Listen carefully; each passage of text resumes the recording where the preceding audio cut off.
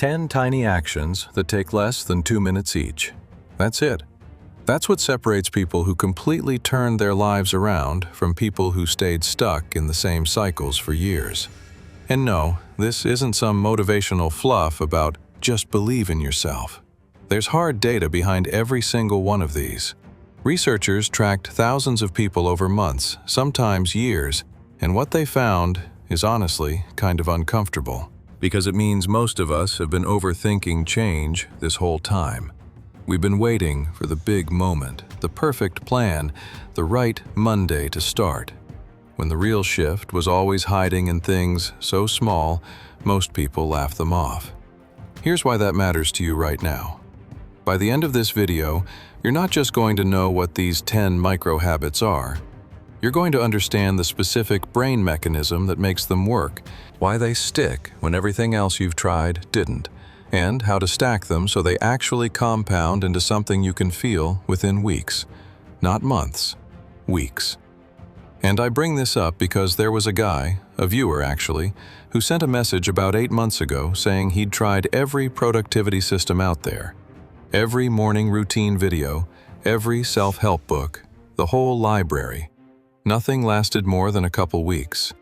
He started with just one of the habits on this list, the third one specifically, and within 60 days his own friends were asking what changed. Not because he announced some big transformation, because they just noticed. That's the kind of shift we're talking about here.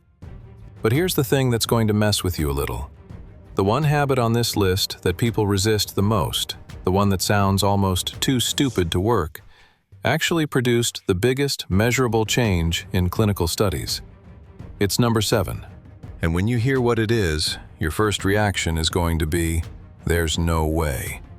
Stick around for it, because the science behind why it works is one of those things you can't unhear. So let's start with the one most people get completely backwards. Everybody talks about waking up early, 5 in the morning, 4:30. Some people act like the earlier you wake up, the more successful you are, like there's a direct line between your alarm clock and your bank account. But here's the thing about waking up early. It doesn't actually matter. What matters is the first 60 seconds after your eyes open. Researchers at a university in Germany ran a study on over 400 participants and found that the single biggest predictor of how productive someone's day would be wasn't what time they woke up. It was what they did in the first minute. The people who immediately reached for their phone, scrolled through notifications, checked social media, their cortisol spiked in a way that left them reactive for the rest of the day. Not proactive, reactive. Their brain basically entered defense mode before they even got out of bed. But the group that spent that first minute just doing nothing, lying still, breathing, maybe looking at the ceiling, their stress hormones stayed flat. Their focus through the afternoon was measurably better. And the crazy part is that none of them reported feeling like they did anything special. It felt like nothing. That's the trick with micro-habits. The ones that work the best almost never feel significant in the moment. So the first micro-habit is this. When you wake up, don't touch your phone for 60 seconds. That's it. Don't check the time, don't look at texts, don't scroll. Just exist for 1 minute. Sounds almost offensively simple, right? But that tiny window is where your brain decides whether you're going to run the day or the day is going to run you. And the data on this is pretty hard to argue with. The participants who adopted the 1-minute delay and stuck with it for 30 days reported not just lower stress, but better decision-making in the afternoon hours, the exact time of day when most people fall apart. Their explanation was that the morning set a tone. Not in some vague, feel-good way, in a neurological, measurable, your prefrontal cortex literally functions better kind of way. One former military guy described it like this. He said the first thing they taught him wasn't how to fight. It wasn't strategy. It wasn't discipline in the way most people think about it. It was how to be still before the chaos starts. And he carried that into civilian life. Just 1 minute of stillness every morning. Said it changed more about his daily performance than any workout routine or meal plan ever did. But doing nothing for a minute only sets the stage. It doesn't actually build anything. Which brings us to the second habit. And this one is going to feel counterintuitive if you've ever tried to build discipline. Stop trying to be consistent. Seriously, the biggest myth in self-improvement is that consistency is the foundation of change. It's not. Showing up is. And those two things sound the same, but they're radically different. Consistency means doing the thing at the same level, the same intensity, every single day. Showing up means doing something, anything, even the bare minimum version of it, no matter what. Researchers at a university in London tracked a group of people trying to build exercise habits. The group told to exercise for 30 minutes every day. Most of them quit within 3 weeks. But the group told to just put on their workout shoes every day, even if they didn't exercise at all.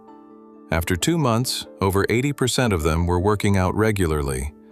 Not because someone forced them, because the act of putting on the shoes became automatic, and once the shoes were on, the brain went, well, I'm already here, might as well move a little. The habit wasn't the exercise, the habit was the shoe, and the exercise followed. This is what behavioral scientists call a commitment device, so small it eliminates the friction of starting.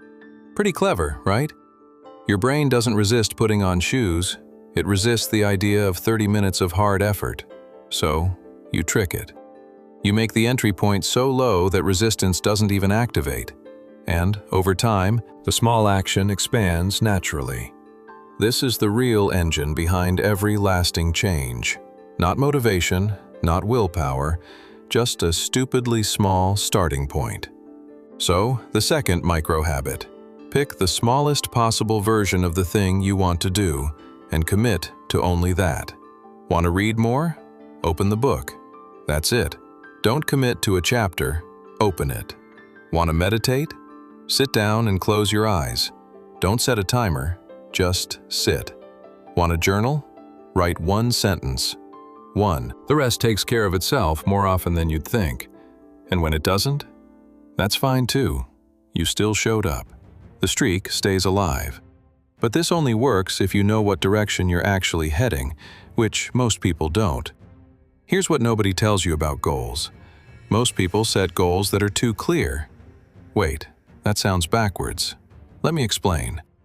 When you set a goal like, I want to lose 20 pounds, or I want to make 6 figures, your brain does something sneaky. It starts measuring the gap between where you are and where you want to be. And that gap? It feels terrible. Psychologists call it the goal gradient gap, and it's the #1 reason people abandon goals that they genuinely want to achieve. The clearer and more specific the goal, the more painful the distance feels. So what works instead? Identity statements. Instead of, I want to lose 20 pounds, the micro-habit is to say, out loud or in writing, I'm the kind of person who moves their body. Instead of, I want to read 50 books this year, it's, I'm a reader. The shift sounds almost too subtle to matter, but a study published in a behavioral science journal tracked 2 groups over 10 weeks. One group set outcome goals. The other group wrote a single identity statement and read it to themselves every morning. The identity group outperformed the outcome group by a factor that the researchers described as, and I'm paraphrasing here, unexpectedly significant. And they maintained the behavior longer after the study ended. The reason is that your brain doesn't fight to protect a goal. Goals are external. But your brain will fight like hell to protect an identity. Once you tell yourself, I'm a reader, skipping your reading session creates what psychologists call cognitive dissonance, a gap between who you said you are and what you're doing. And your brain hates that gap more than it hates the effort of opening a book. So the third micro-habit, write down 1 identity statement about who you're becoming. Read it every morning. Not a goal, not a wish, a statement about who you already are. Takes 10 seconds. Changes the operating system running in the background of every decision you make. That viewer I mentioned earlier? This was the one he started with. And it sounds almost too simple to be the thing that triggered the shift, which is exactly why it worked. There was no resistance. There was nothing to procrastinate on. just one sentence, every morning. But even identity shifts hit a wall if your environment is working against you. And this is where things get interesting, because the fourth habit has nothing to do with behavior at all. Your physical space is making decisions for you, not metaphorically, literally. Every object in your environment is a cue, a trigger, an invitation to behave a certain way. The bag of chips on the counter isn't just a bag of chips. It's a decision you already made without realizing it. The phone on your nightstand isn't just a phone, it's a commitment to scroll before sleep. Researchers at a major medical center ran a fascinating experiment. They rearranged a hospital cafeteria so that water bottles were placed at eye level and soda was moved to the bottom shelf. They didn't remove the soda. They didn't put up signs. They didn't lecture anyone. They just changed the placement. Water consumption went up by over 25% in 3 months. Soda dropped by a similar margin. Nobody was told to drink more water. The environment made the decision for them. The fourth micro-habit is environment editing, and it takes about 2 minutes. Put the book on your pillow so it's the first thing you see at bedtime. Put your gym shoes next to the door. Put your phone in another room while you work. Remove one thing from your desk that distracts you. This isn't organizing. This is behavioral architecture. You're designing a space that makes the right choice the easy choice, and the wrong choice slightly harder. Not impossible, just harder. That friction is enough. And the research backs this up across dozens of domains, from eating habits to study habits to financial decisions. When the path to the right behavior has even one extra step, compliance drops dramatically. But when the right behavior is the default, the thing that happens when you do nothing different, compliance skyrockets. One guy who'd been struggling with late-night snacking for years said the only thing that worked was moving all his snack food to a high shelf that required a step stool to reach. He could still eat it, he just had to work for it. And 90% of the time, the effort wasn't worth it. That's the whole principle right there. Make the good thing easy. Make the bad thing slightly annoying. You don't need to become a different person. You need to become the same person in a different room. But even with the right environment, there's something that kills progress faster than any bad habit, and it's invisible, which is exactly what makes it so dangerous. Most people think exhaustion comes from doing too much. It doesn't. It comes from deciding too much. This is one of the most well-documented phenomena in behavioral psychology, and yet almost nobody applies it to their daily life. Every decision you make throughout the day, from what to eat for breakfast to how to respond to that email to which route to take home, drains from the same limited pool of mental energy. And by the afternoon, most people are running on fumes. Not because they worked hard, because they decided too much. A famous study tracked judges making parole decisions throughout the day. In the morning, they granted parole about 65% of the time. By late afternoon, that number dropped to nearly 0. The cases hadn't changed. The judges had. Their decision-making fuel was gone. And when it runs out, the brain defaults to the easiest option, which is almost always no or do nothing. The fifth micro-habit is eliminating one daily decision. Just one. And you do it by making the decision once, in advance, and then never making it again. Eat the same breakfast every day. Lay out your clothes the night before. Set a recurring schedule for your workouts instead of deciding each morning if you feel like it. Each decision you automate gives back a tiny slice of mental bandwidth that you can use for the things that actually matter. People who do this report something strange. They don't feel like they have more time. They feel like they have more clarity, like there's less noise in their head. And that clarity compounds. Because when you have a clear head, you make better choices about the things that actually deserve your attention. Simple math, really. And this is actually where most people get stuck. Because understanding these micro-habits is one thing, but turning them into something you actually live every day is a completely different game. For a long time, I had the same problem. I knew what I should be doing. I had the habits written down, but consistency was the part that kept slipping. That's exactly why I created the K.M.A method. It's a short, practical system designed to help you turn discipline into something automatic. Not with long routines or complicated systems, but with a structure you can follow in just 5 minutes a day to sharpen your mind, strengthen your will, and build real consistency over time. If you want to go deeper and make these habits actually stick, you can check it out. The link is in the first pinned comment below. Now, the next micro habit is one that almost nobody takes seriously, but it quietly changes how your entire day unfolds.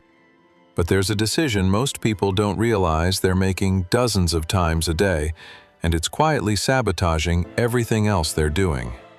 Here's a question. How many times today did you say yes to something you didn't want to do?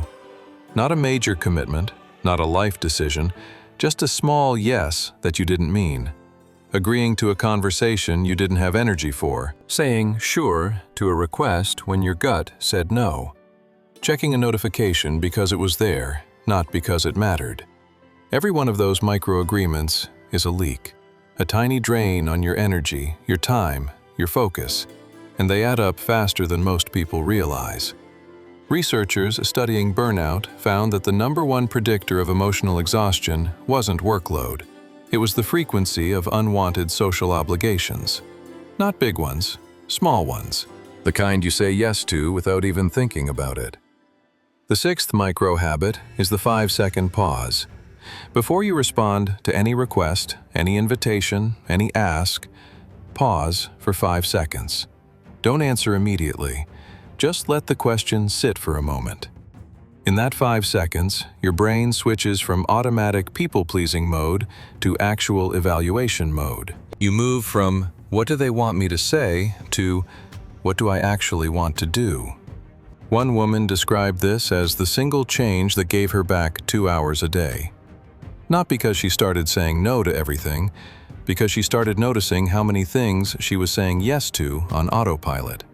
The 5-second pause doesn't make you selfish, it makes you intentional. And that distinction matters more than most people are willing to admit. Now here it is, the one I mentioned at the beginning, the habit that people resist the most. The one that sounds borderline ridiculous, but produced the most measurable change in controlled studies. Ready? Write down 3 things that went well today. That's it. Before bed, grab a pen, grab your phone, whatever, and write 3 good things that happened. They don't have to be big. Had a good cup of coffee. Finished that email I was avoiding. Sun felt nice on the walk home. That counts. And right now you're probably thinking, that's the big one? A gratitude list? And yeah, I know. It sounds like something you'd find on a poster in a therapist's waiting room. But here's the thing about this specific exercise. The data behind it is overwhelming. A clinical study tracked participants who did this every night for just 1 week. At the end of the week, measurable improvements in overall happiness. At the 1-month follow-up, the gains hadn't faded, they'd increased.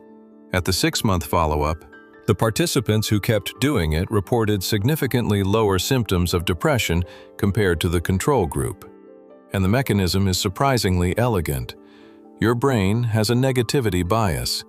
It evolved to pay more attention to threats than rewards. That served us well when the threats were predators and famine.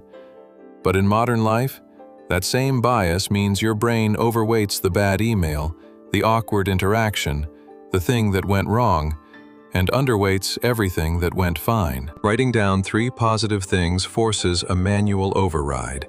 It literally retrains your brain's attention system to scan for what's working instead of what's broken. And after a few weeks of doing this, the scanning starts to happen automatically. You don't just feel more grateful, you start noticing more things to be grateful about. The world doesn't change, your filter does. The 7th micro-habit, for real this time. Every night, write down 3 things that went well.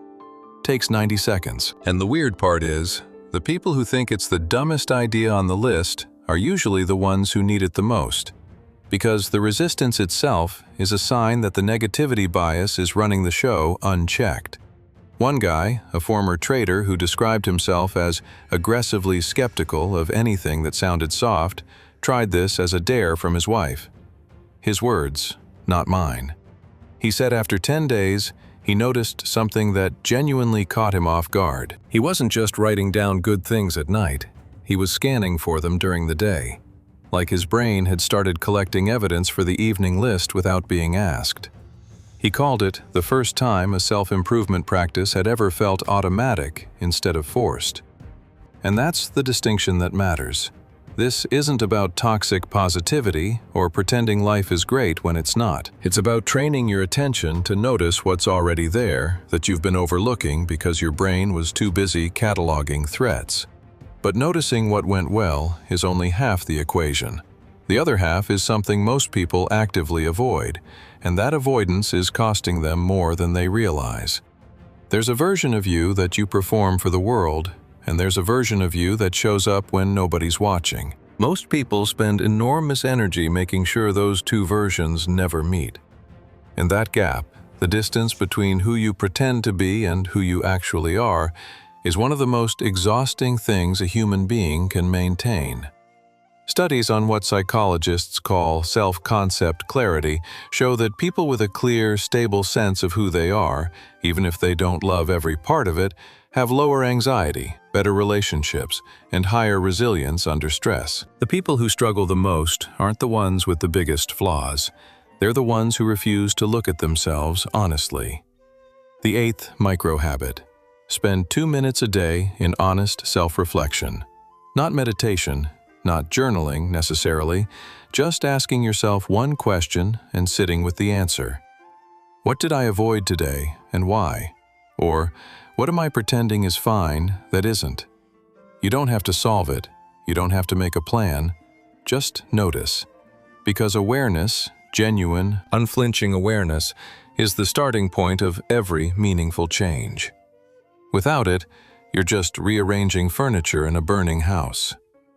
One guy who built this into his nightly routine said the first 2 weeks were uncomfortable. He kept finding answers he didn't want to hear, but by the 3rd week, something shifted. He described it as the feeling of finally seeing the chessboard clearly for the first time. Not all the moves, just the board. And once you can see the board, the moves start to make sense. But self-awareness alone can become a trap if it turns into self-obsession. And that's exactly what happens to a lot of people who start doing inner work without this next piece. Here's something that the self-improvement world almost never talks about. The fastest way to get out of your own head is to do something for someone else. Not in a grandiose, change-the-world way, in a tiny, almost invisible way. And there's science behind why this works so well. Researchers studying what they call helper's high found that performing small acts of kindness triggers a measurable release of the same neurochemicals that make you feel connected and purposeful.